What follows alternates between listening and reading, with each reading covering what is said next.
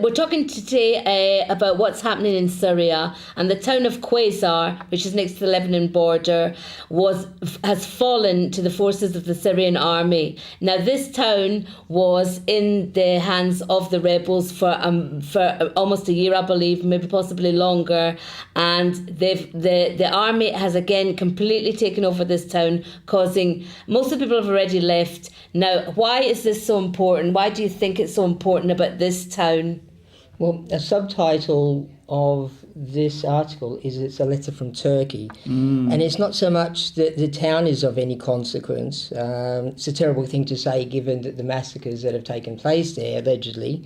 But in part it's the fact that Iran instructed Hezbollah to go into Syria, and this is creating a lot of tension within Lebanon because a lot of Lebanese have supported Hezbollah but do not support going into Syria to fight. And as the tensions erupt in Lebanon, it could also spread to other countries as well, such as Turkey. That's an interesting one, isn't it? I don't know if this is tongue-in-cheek or not. George Galloway has announced his intention to stand as a candidate in the London 2016 mayoral elections against Boris Johnson. It would worry me if he was, simply because, we talk about the race card, and extreme left, anti-Jewish politicians have used the race card in British elections fairly regularly over many years now. And one of the reasons that the Jewish community united against Ken Livingstone in the last election was over his allegedly anti-Semitic comments to the Labour Party, which Jewish members of the Labour Party then wrote back complaining about. Can I just say, Carolyn, we're not going to take this seriously, are we, from Galloway? I would be fine. I'd be concerned if he was, if only because it could create a lot of conflict within London. What is your main concern here? I'm worried about him standing because he could be extremely divisive for Londoners. But doesn't it mean the fact that he can stand, it means that we are a democracy, and we should be proud that people can stand, and we should be proud that we live in a country where your voice is able to be heard? That all depends. Would you be happy to have a member of the Nazi Party stand in an election for mayor? It's not a matter of whether I would be happy for him to stand. Yeah. I can make my own choice. I can vote for him or not vote for him, as the case may be. But I am not happy that people, unless, of course, they're inciting hatred in their campaign or have been proven to excite hatred in the past, then there is no reason why they shouldn't be able to stand. I'm a little bit more nuanced than you are on that. I don't think that everybody should have the right to stand in an election. I don't think That's a very controversial thing to say, Maurice, isn't it? Fascism exploits democracy, and it's got certainly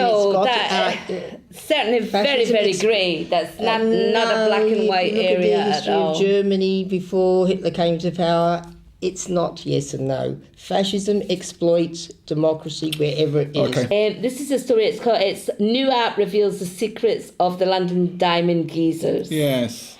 Now, as we all know, down in Hatton Garden, they have a very, very long history connected with the Orthodox Jewish community. And it tells me here that it goes way back to the 17th century when the first diamond cutters, if you like, they came, I believe it was from Portugal. And since then, they do have a very big influence on the diamond industry in Hatton Garden, and there's been an app that's come out. Everybody's using apps now, even me. And I'm not. Most people are using apps now. And maybe when you find out you can get this diamond app, then you maybe start using them. Okay. And the app, it just takes you through the story of how the Jews, how the secret history of Hatton Garden, and it takes you through the story using a film and photographs about how the Jews started and the history of the jewellery area in London. On Friday, of course, Iran goes to the poll. Yes.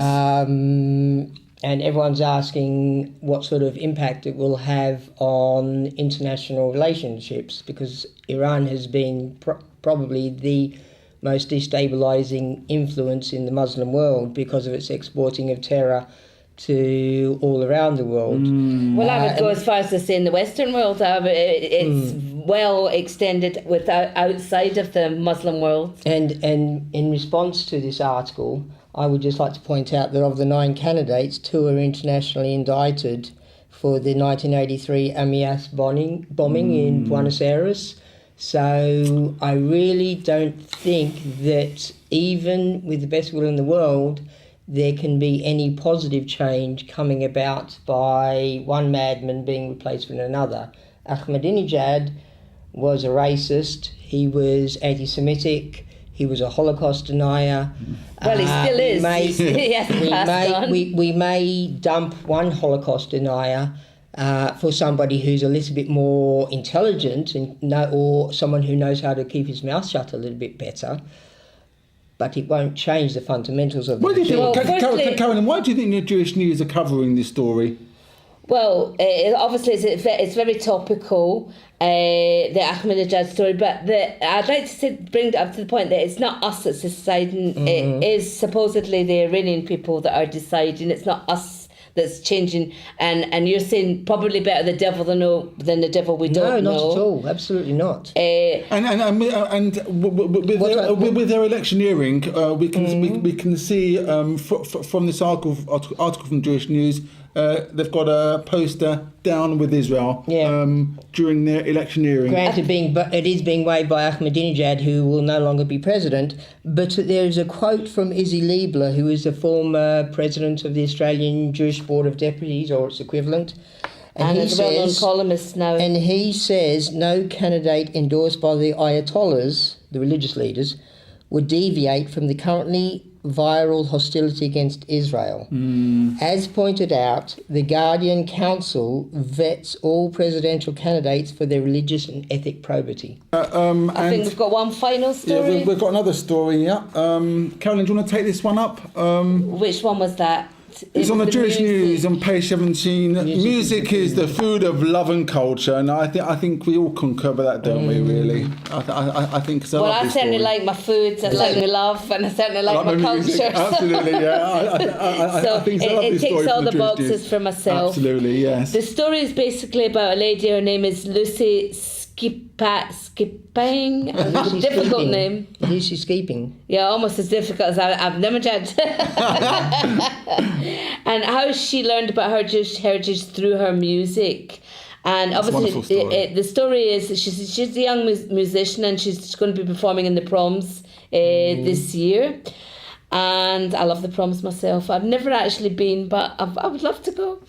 It's a great story, isn't it, Maurice? It is. It mentions that music helped her reconnect to her Jewish roots, bringing klezmer and Ladino music to the masses. And it's nice because music helps to facilitate comfort with your own faith and with your identity. And it transcends all borders, as they say. Absolutely. Music transcends all borders. It's part of your identity, and it is nice.